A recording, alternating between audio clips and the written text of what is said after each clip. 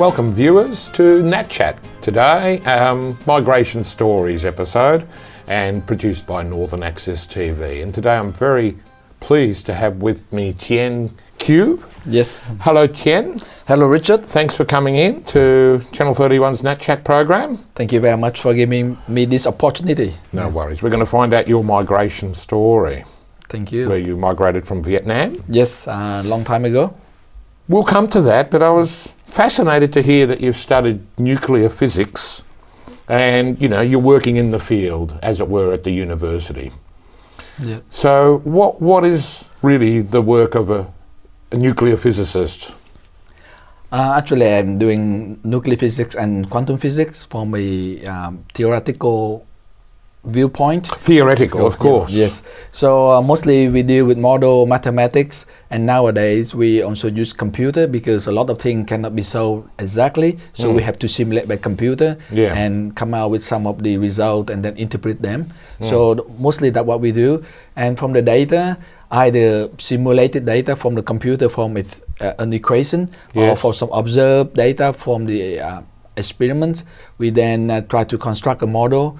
And the model first have to be able to explain what already happened, and then the more important thing is then can they predict new phenomena. Yes, that like all science about science does. Yes, so that all about science. Science is a theory that can agree with all what we know and also predict new things that can be verified. Yes, it's no good to have something that cannot be verified. Then that is not real science. That's okay.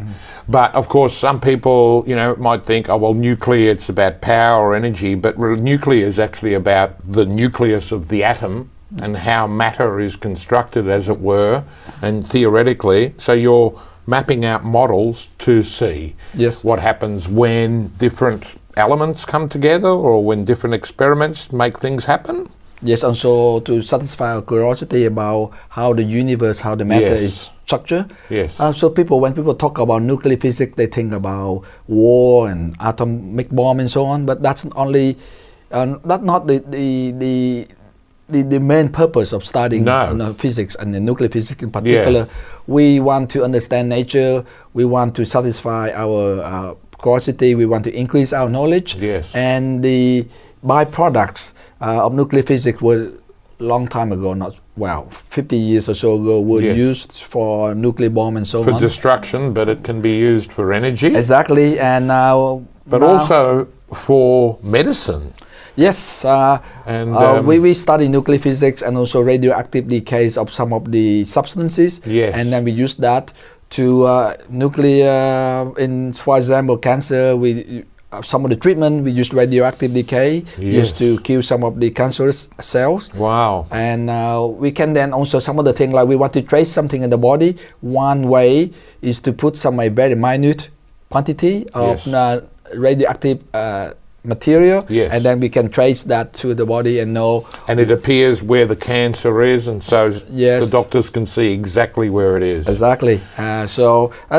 It's exciting work, really. Very, very exciting and very important as well, because we will have to rely more and more on our knowledge to survive when coal ran out, or maybe we don't need to use them because of certain consequences of the CO2 and so on. Then we have to move into some of the new form of energy. And nuclear could be either fission, which have some waste, which is very difficult to deal with, or in the form of fusion, which is very clean, just like the sun that giving out the energy from the nuclear fusion process. So there's no nasty well, actually, I'm sure the viewers will be thinking, well, why don't we study and produce nuclear fusion energy instead? But maybe that's very expensive. Or That been studied for at least 20 years or 30 years now. The problem is how to make it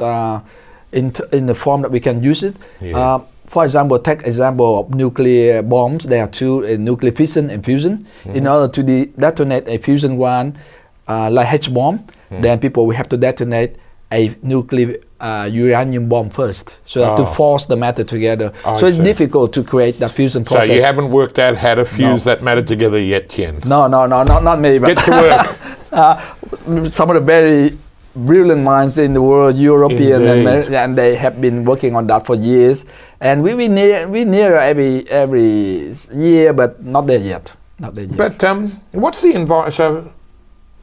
what's the environment like in Melbourne for, say, a scientist doing work similar to yours? Is it a great community? Is it particularly a good place because it's big, Melbourne, or is there anything special about here in Melbourne?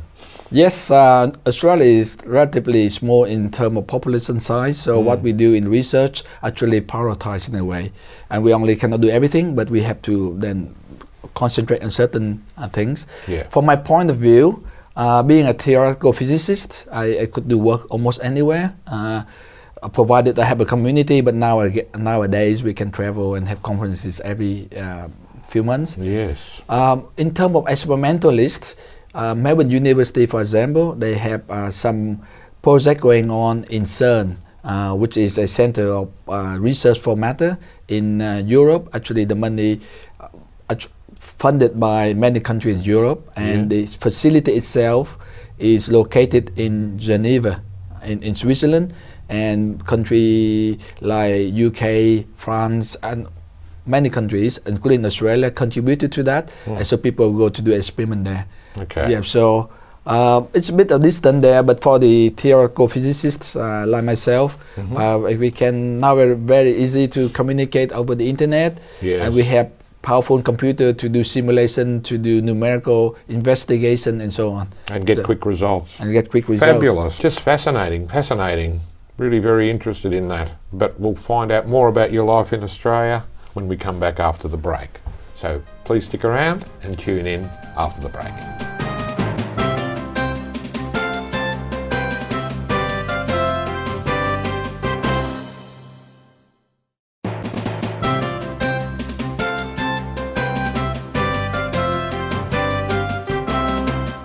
Welcome back. We're with Tien Kieu, who migrated here from Vietnam. How long ago was that? It was in 1980, so about 35 years ago. Wow, yes. Long time.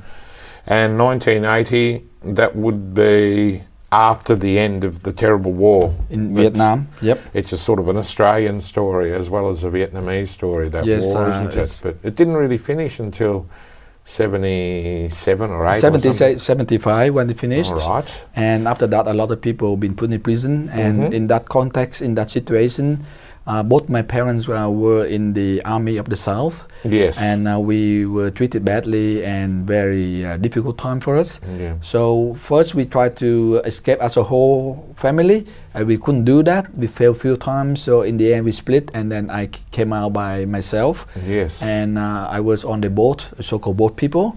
Oh, you came on a boat? On a boat. Oh, okay. Not directly. The boat people of that time.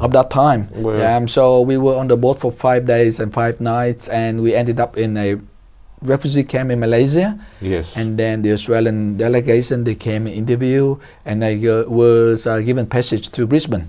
So I stayed in the refugee camp for about 4 weeks, and then very quickly resettled in Brisbane. Yes.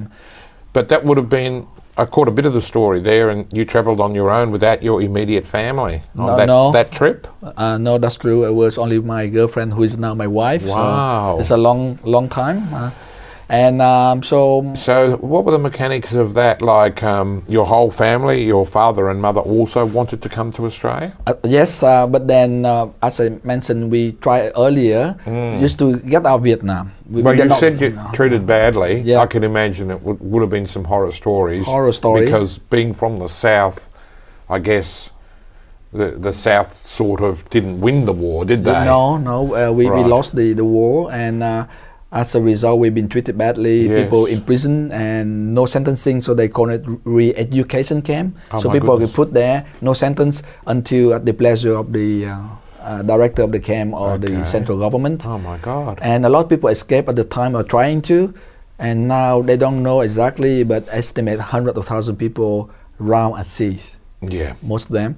The majority of the Vietnamese who made it to land ended up in the US, and a small fraction, including myself, were resettled in Australia. So in my case, it was very lucky that we first survived, and secondly, be resettled very quickly in Brisbane, in my case.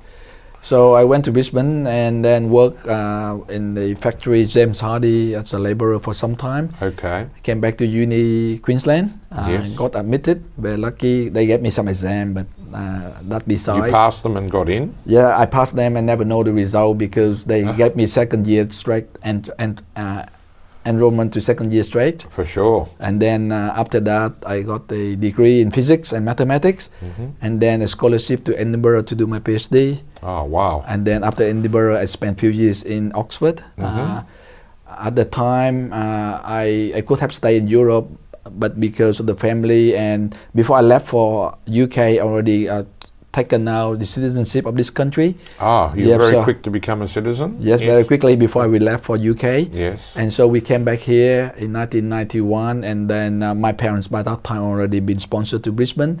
But so you got your parents here in the end, but so they had to spend many more years in Vietnam? Yes, 9 they years. Didn't go to Malaysia as refugees? Or? It's, in the end, it became too risky, and also better to just stay seated. And also there was a hope that we could get them out of Vietnam on the official channel, which we did in the end. Oh, so that my other sibling, my brother came by boat and he came to Singapore and also ended up in Brisbane. Yes. And my sister, younger, I'm the eldest. They tried a few times to get captured and imprisoned, but in the end they all came here to Australia. So it took a good over 10 years. Eventually you reunited your family here. In Australia. It would have been good that you were here first in a way. And yep, that's very lucky. I'm just thinking of those 10 long years without, their son, and those tough times in Vietnam and how it must have been. Yeah, very tough. You said a bit about your sister. She also tried to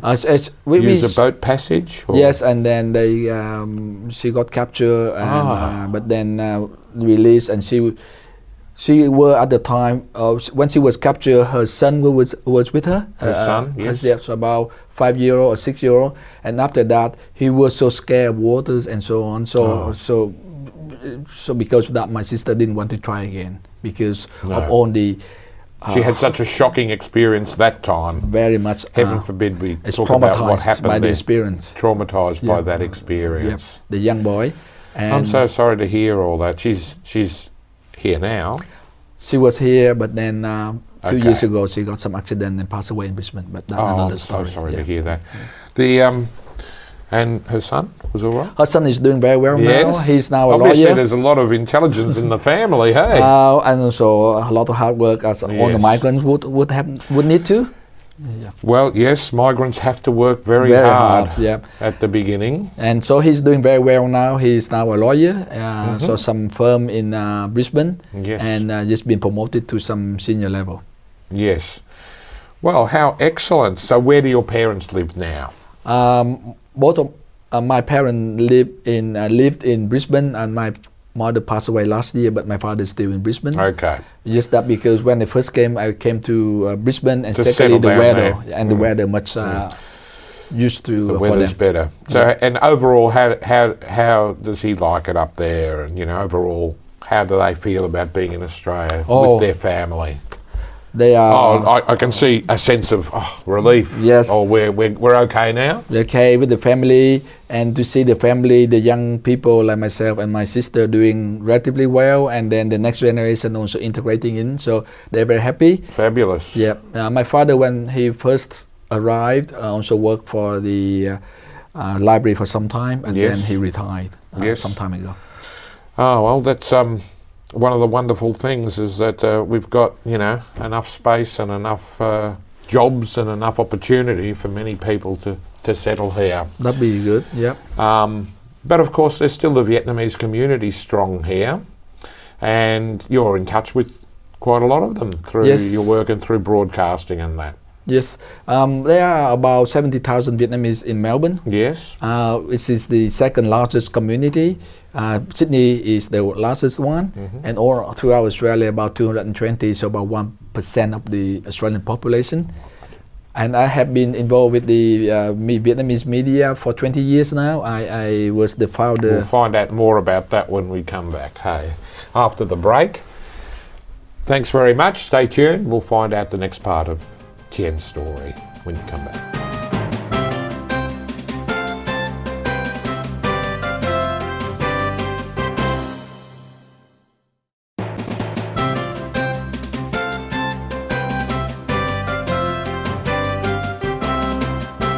Welcome back. Well, here we are. We're back with Tien. Very exciting to find out about, well, your connection to the Vietnamese community is through community media. Yes, and in fact, Channel 31. Yes, very much. But just stop there. I didn't know, ladies and gentlemen, boys and girls, that you were a broadcaster on Channel 31. Well, when we were able to source you. Thank you for coming in to Nat Chat. But tell us about your Channel 31 show. Thank you. Just that because the program is mostly in Vietnamese, so no surprise that it served the community. So we founded that program in 1996, so very early time of the Channel 31, and now nearly 20 years. So we broadcast twice a week, Sunday and Mondays, and this to serve the Vietnamese community in Melbourne. At times we also have it play in Brisbane, in Perth, and Adelaide, some of the tapes, but mostly for the Melbourne and Geelong area, and on this very channel C31. Yeah. So that's our involvement in the community. It works very well for you and for the community. And are there some big highlights in the year? Is there an annual festival? Or yes. Do you have even a broadcasting highlight? Yes, every year because this is entirely a volunteer group, so we've been working together, people coming in and going out, but there are a core number of people still sticking around. Yeah. Every year we have anniversary party,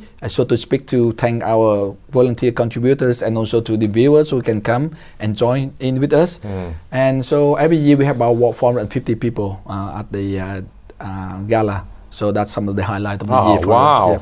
Yep. So it's very well received by the community, and that's very encouraging for our volunteers to work on the show. Hopefully you get more people come, and people of other backgrounds can come and enjoy one of those events too. Yes, most are welcome. Yep.